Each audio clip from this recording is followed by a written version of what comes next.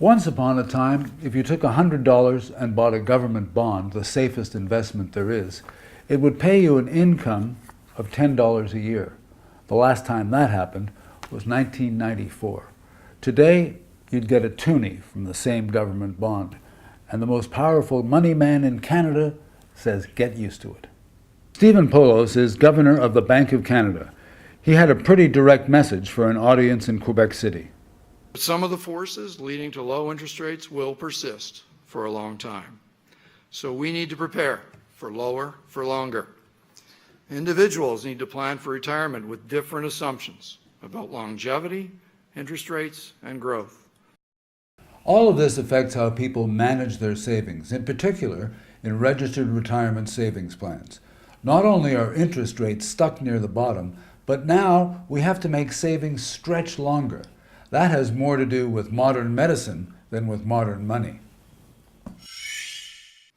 En effet, l'espérance de vie a augmenté d'environ 6 ans. People are now living longer. Life expectancy has risen by about 6 years since the early 1980s.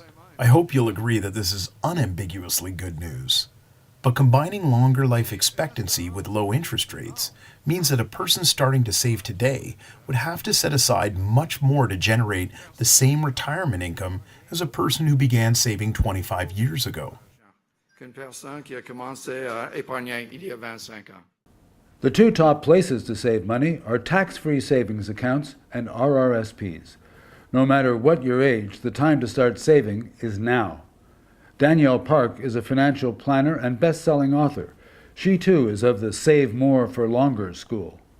Obviously, if we're living into our 80s and 90s, you need a lot more capital to provide what people are expecting in terms of income over that period. So I think the answer is that most people will be working well into their 70s. I think the answers are save longer, work longer, downsize your expenditures. What's the effectiveness of an RRSP versus a TFSA? TFSAs are not a replacement for RSPs. Both are valuable tools in your kit.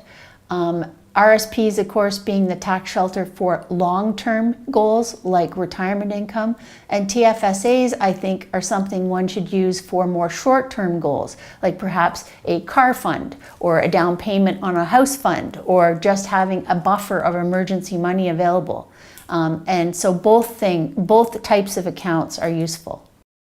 A lot of people find it hard to put aside money for an RRSP. Actors and writers are actually lucky. When they work, money goes directly into their managed retirement plan. In years when there is less work from acting and writing, financial planners say, cut back on some of the extras and sock away a little extra cash during the good years. If you're going to live into your 90s, you'll need it. This is Fred Langan reporting.